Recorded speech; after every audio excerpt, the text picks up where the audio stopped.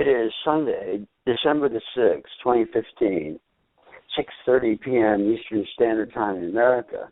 I'm Grantham Taylor Hughes for my show, The Grantham Taylor Hughes Show, with my guest host each week, Gabriella Foster. Hi, Gabriella. How are you? I'm doing quite well, Grantham. And how about yourself? I'm doing just fine. There was a bit of a hesitancy there, so I thought maybe you weren't there or something.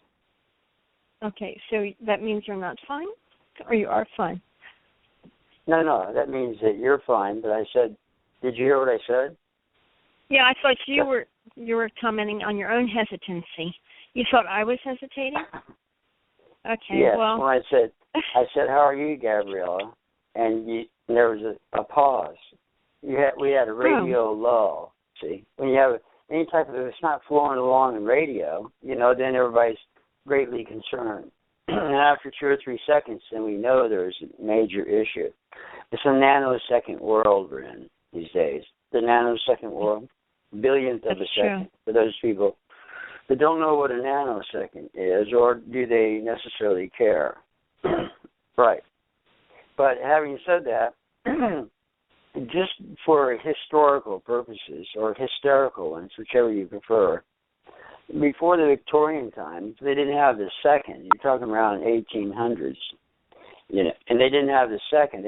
When they introduced the second, they had the second minute. They call it the second minute. So you can imagine how slow the times were when you had minutes and not seconds. Pretty interesting, don't you think, Gabriella? That is right. See, now you're cutting out. I don't know why you're cutting out. I don't know. Those, is this better? Well, yeah. But you're eating that sandwich that you made before the show? No, I did not have a sandwich before the show, nor am I eating now. Sorry to disappoint you. Are you speaking into the phone? Because you're a little distant now. Oh, you are? I am speaking into the phone. Yes, I am. Oh, that's great. I'm glad to hear that. Can you hear me better now? I hear you better now, but a few seconds ago I couldn't hear you very well. So I'm sure that the others didn't as well. Okay. All right.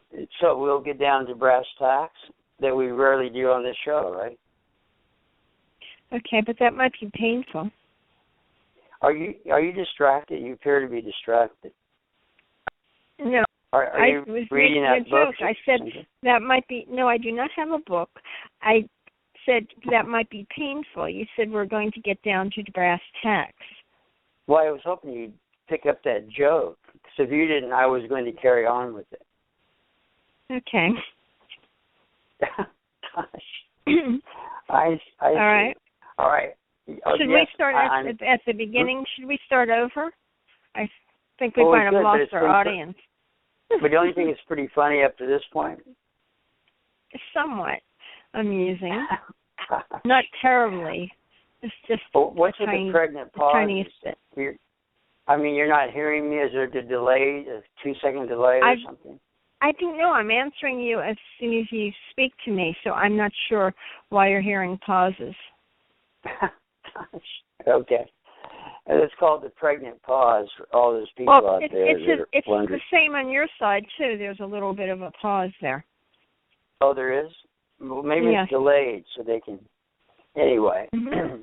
All right, so each week we make an effort to explain the 3 planks of my political platform, which is the international bankruptcy. So it's a sort of a negative platform, but it's important because we're in a bankruptcy and people need to know that. At the same time, there is remedy for it because we talk about the Uniform Commercial Code quite often on the show. And the reason for that, it has remedy pretty much, well, I wouldn't say against it. Well, it's just remedy for problems with the monetary system. Because we're in a monetary system, and in it, everyone is a corporation. People are considered corporations as of the court case of 1939 of Simpson versus Erie Railroad. And that became the precedent to create people as corporations internationally. And that means in the money system, there is a dual identity, if you will, a corporate entity and a common law entity. Now, common law is like a taboo word to the system, the monetary system, to that entity, because it's a law that doesn't really occur in a monetary system. I wouldn't say true monetary system, just a monetary system. It doesn't really occur because in the present system, and the reason I'm saying that I'm going to say that there's constantly a bankruptcy is because the measurement can never be specific. And then the banking entities don't allow for approximate mathematics. In other words, in the mathematics world, you don't have approximation, because when you prove a formula, it's not a guess. You have a specific notation that has to be in terms of proving an equaling the problem that you have, and solving the problem, you have the proof. All right, so there aren't any variables in math. You have a symbol, there it is. You have a number one. It's not to be denied its existence, because there it is. You see, so because you can put it on paper, you can put the number one on a piece of paper. You can point to it and see the number one. It's not relative. It's not the color blue, and somebody else might see it a little bit differently. There's not any qualitative situation. It's considered a quantitative situation.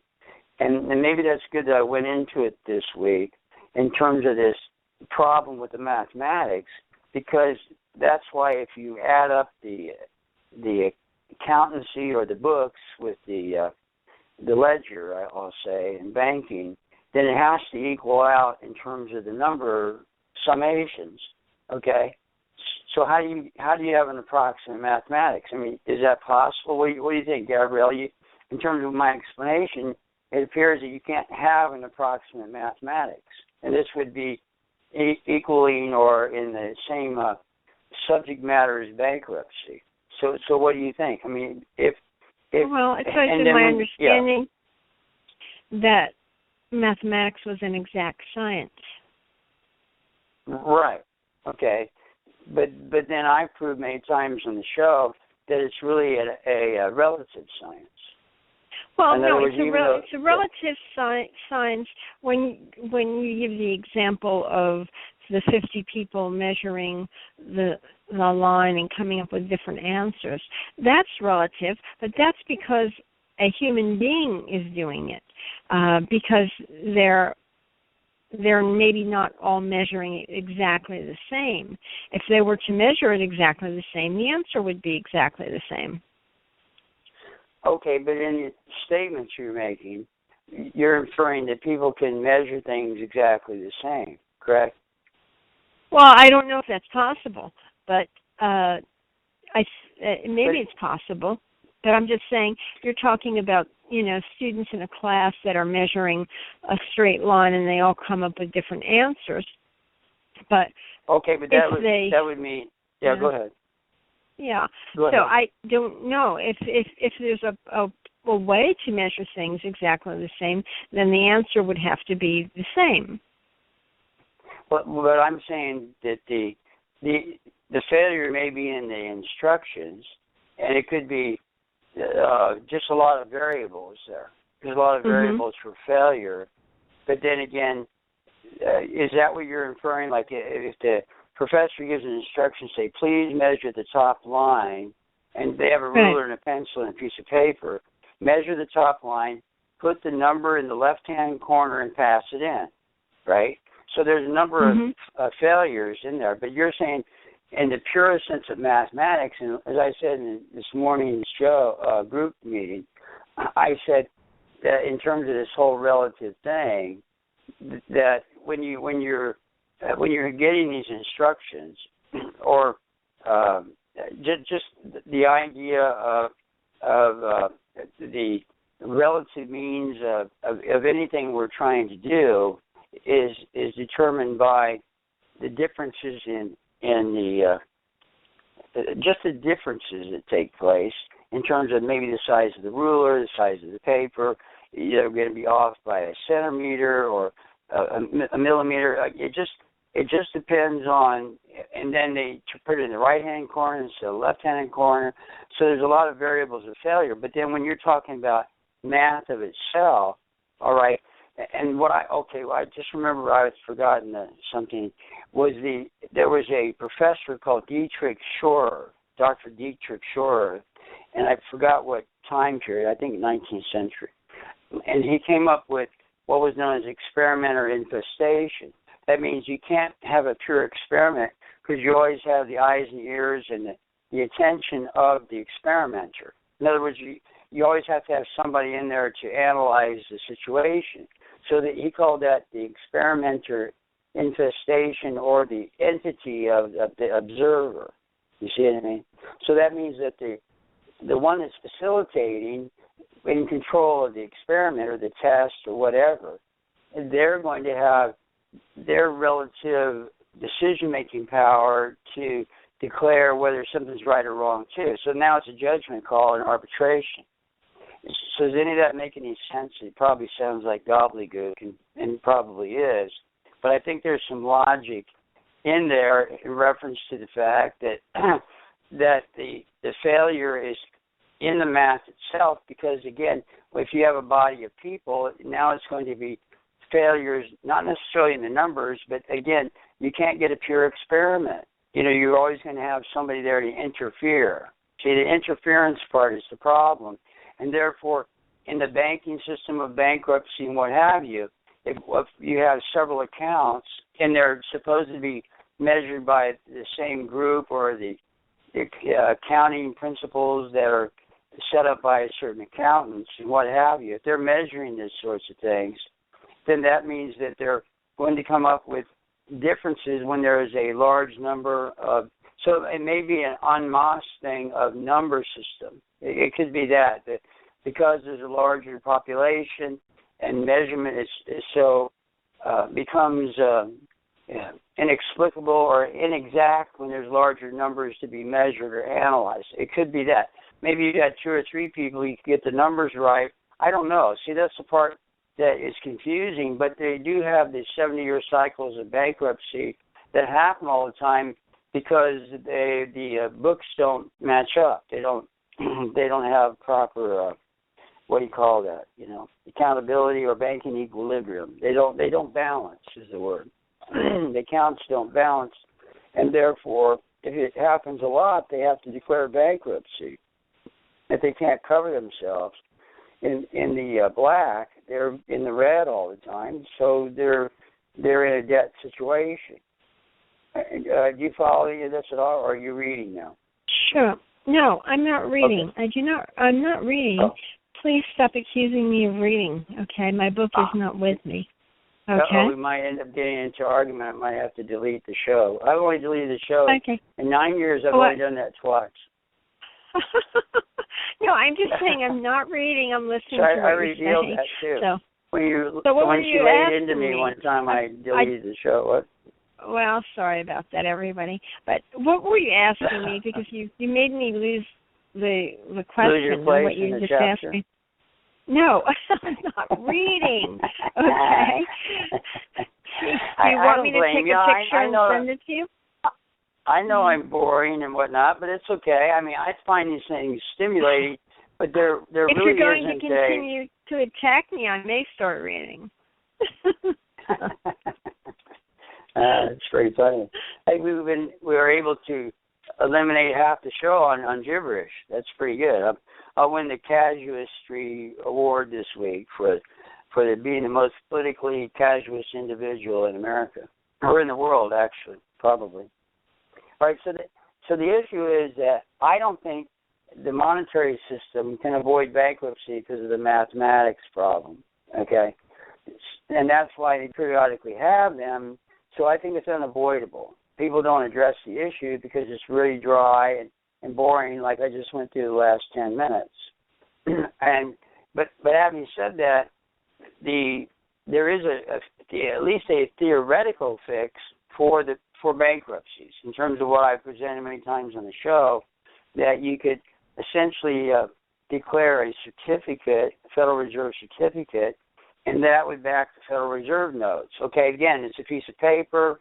It's not substance or specie, but my opinion is specie causes catastrophes like major dramati or wars in history, and that's an opinion, obviously, but I think that it causes that because when you have a limited supply of specie like gold or silver or anything that's backing the paper, that means there's a substance there that can be taken or plundered by any faction that could mount an effort to do that. So that means that if they control the specie, then they control the currency. If there's no specie, there's no control of the currency unless you're going to plunder for the trees. Remember that joke about, I always say when it's strange, nobody can get it, so they're not going to do it. But if I say I have a bunch of gold, then somebody's going to come after it. You see, I mean, gold, you know, the substance that people are charmed by, you know, the magic of gold and all that business, okay, all that silly stuff. So, but if I say, oh, I'm going to mount an effort with my war machine, and I'm going to plunder you for your trees, well, all of a sudden that kind of falls short. We're going, no, that's too strange. You know my silly argument about if you're sitting in a library and people are reading by turning the pages real quickly, you go over and say, sir, you're reading in a strange manner. I appreciate if you would stop. You know? Excuse me? So in other words, if it's too strange, nobody's going to do it. Yeah. You see what I mean? Right, I understand. So if I'm going to say I want to attack your country because I want to take over your trees, see, because paper backs paper, that makes no sense. It won't happen. It's too strange. You see, when things are too strange, it won't happen. You understand what I mean by that? Yes, but right now, I'm wondering if there's not as much paper being used because so many are using their smartphones and their computers and tablets and things that many people are reading books online or on their tablets or whatever, instead of reading books. And even kids in school are all using computers all the time. So I don't know if that means that there's actually less paper that's being used, consumed. Well, then metaphorical, but I mean there is an element that, okay, even computers, they said when I worked in Silicon Valley for a long time, and people know that, have listened to the archives, the idea was eliminate paper and go to electronics, but then we know that the computers have to be backed by hard copy, and so it makes more hard copy, it uses up more paper. So that was a big myth because they recommend you back up the computers because it's electronic evanescence. It disappears. You see what I mean? So it's not a tangible substance, and therefore, just like the ideas of major cities losing all their power and then they're plundered by virtue of not being able by themselves, they pretty much are self-destruct because we're all dependent upon electronics. See, they don't consider that. See, just like computers, you're saying, well, they're using smartphones and blah, blah, blah, and they're using less paper. But in reality, they're using more paper because they got to back up all that data they have stacked up in storage. Now, do they back up their computers with paper? I don't think they do that cloud computing, which is not true cloud computing, that I found out recently. But there could be what? Go ahead. Did you want to get in there? No, I'm listening. Were you I'm making agreeing sounds. That's all. No. I think it's probably good to mention that too. I invented a system which never was implemented in the Valley. I call it the USSS. It has nothing to do with the United States. It's called the Universal Space Storage System, 3S, USSS. And it was because, see, the proof is that they have these service organizations, computer service organizations, that if you lose your data, they can come in and retrieve the data. All right, so that means that when you hit a key on your computer, then that particular letter is now digitized in space, okay? That means it's actually penetrating, I guess you could call it the fabric of space or vibration, But then what they use in your computer, they have it on the backup data with the your megabytes, storage and whatnot. But in terms of if that gets lost, they can retrieve it from the ethers. Okay, but they don't tell you how they do it, and maybe they don't even go into the discussion of it. They just have an apparatus that does it. It's just like anything else. You can drive a car and not know how it works. See, so I'm greatly intrigued with that. And then what I had said in the Valley years ago, all right, what's the point of having a hard drive when you can just store it in space, retrieve it yourself? See, that's true cloud computing. But the cloud computer stuff they do now, they have a big warehouse like they do with the satellite dishes controlling that. So they don't really use the ethers. It's not a pure cloud computing. They claim they have some sort of claim with that, but it's not.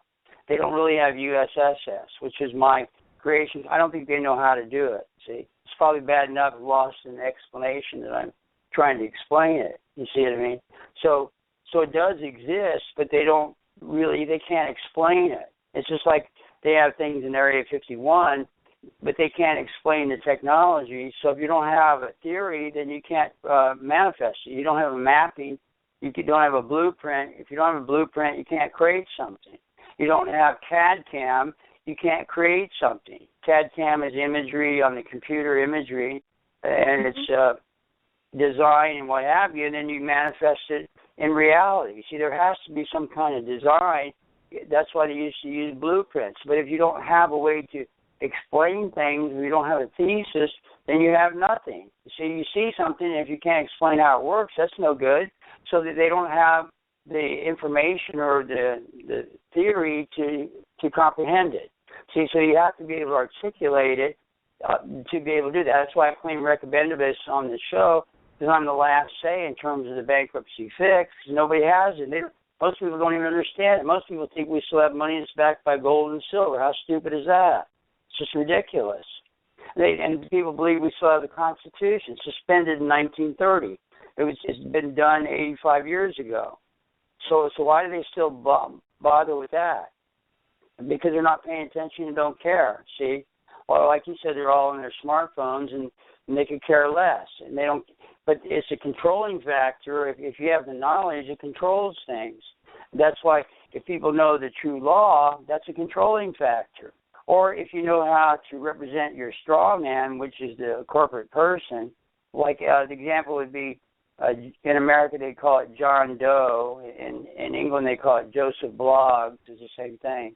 So we'll use John Doe. You have full uppercase John Doe, right? Years ago, you had John Q. Public, and Q didn't really represent a name. So we have John Doe, full uppercase name, John Doe. All right, even if it's initial uppercase, it would still be the corporate entity. All right, that corporate entity is a code violation of common law. It means it is a identity that a human being, I'll say, could have, which has two identities in any society. You'd have a common law entity and you have a corporate entity. Right now, in order to control the first entity, the first one would really be the common law, but the ancillary one of the corporate entity, the way to control that is you would have to act as an agent or representative of that corporate entity. So that's a fix for that, and it's the only way around it, but people aren't aware of it. They don't understand that their true identity is not the one established by the corporate superstructure of the world today. Already monetaristic superstructure has to have this system in place in order to control it and maintain it. See, at some point, if it's not there, it comes into being. Because before there's a conflict with law and practice. Because practice is the monetaristic system. The true law is behind it. They talk about that matrix business, those movies and stuff. Well, the true matrix is the monetarist system, and what backs it is the true law. But people don't know the true law, and right now the true law is the UCC. All right, because they're using that as the bankruptcy articles of Section 1 are in use presently in our courtrooms. But then the irony is they can't reveal it. They can't even tell you that it's there because they are in fear of revolution, because we're hot off a lot of revolutions the past couple of centuries, so they're real nervous about those revolutions, because they can happen. And the uprisings or the handguns in the street, they're concerned about that, of these uprisings and what have you, because it could spread. My opinion is I doubt that, because you try to organize things, it's very difficult. Organizations are very difficult. No matter how much funding is back, usually they fall apart because of the nature of the beast itself. In terms of people don't comprehend well these days, their attention level is very poor, and that means, my opinion is, it's the iotropia, that you take two different medications and you have a disease called iotropia. You see what I mean? So I think there's a focus issue, and then you have the other drugs too, like marijuana and LSD and heroin and all that business. That attention level is next to nil. So organization, when they talk about terrorists and all that stuff, well, just forget about that. I mean, that is just ridiculous and rude and everything else. It's all money, money, money, and we have to understand that. So I just think certain times in history when they weren't plagued by drugs and things, or the pre-Aldous Huxley Brave New World, he took that from Shakespeare anyway, the Brave New World that he wrote years ago, they never even turned it into a movie because it was too complex, talking about all the drug issues. So I just think it's an attention level factor. People don't have enough knowledge to focus on it. I mean, people can barely get through one of my shows without being overwhelmed by the whole thing, and I think it's pretty simple. Just like my group on Sunday mornings, I have to reiterate things till I'm blue in the face over and over and over again till they get it, but it's all right. I don't have a problem with it. I'm not anxious about it or concerned. I'm just telling you like it is. That where people, and just like the students in school, they are completely uninterested right now because they don't even have basic premises of the chemical element of hydrogen, the first on the periodic table. They don't even have that correct. So if they don't have the original one correct, the first one, with everything's based upon that, do you think the other 118 are correct? Why do you think people aren't interested in chemistry? Or why do you think the kids aren't interested in school? When your basic foundation is completely foul. Hey, I got on a roll tonight, didn't I? Yes, you did. Were there any poppy seeds in it? No. I guess the poppy seeds are raw, right? Because if there were poppy seeds in it, then you might be subject to having hallucinations because of the opium. Oh, that's right. I forgot of that. Very good. Well done, Gabrielle. I deserve that. Bravo. And that's why you had the 9/11 was to get the poppy fields in Afghanistan. One of the reasons. But I mean, why buy it when you can take it? Correct. So there you have your NATO routine of the world order. Just take everything, and why get into mercantilism with it? Why do you get into competition with other countries when you're the one country or the United Nations? I'm not pointing fingers at it being terrible. I think that it's a workable situation. That's why I bring up my planks of sovereignty, solvency, and AP and shadow. If we would insert that in there, we'd have a next to perfect system. I really believe that. And next week, I promise everybody I'll go into that in more detail, the three planks, even though I completely missed the mark tonight, and we're almost done. Gabriella, thanks for being on the show tonight. I really appreciate it. You're always splendid. You're welcome. I was happy to be able to be here to take all your barbs. I know. People like our thinly idle banter, right? Like I said, I only had to eliminate 2 shows in 9 years. That's not bad for really laying into me, but I deserve it, right? Well, somebody has to. Well, that's a deep subject, too, isn't it? Isn't the well very deep? I suppose okay, it is. So, all right, thank you, everybody, for being on the call this evening. I really appreciate it, all the journeymen and all the returnees for each week, and the new people as well. It's a lot of fun for me. I enjoy doing this, albeit the information's kind of dry politically. So this is Grantham Taylor Hughes. For my show, I got to kill off 5 seconds here. Oh, yeah, I could do a soft shoe, right? Have a great week, and goodbye for now.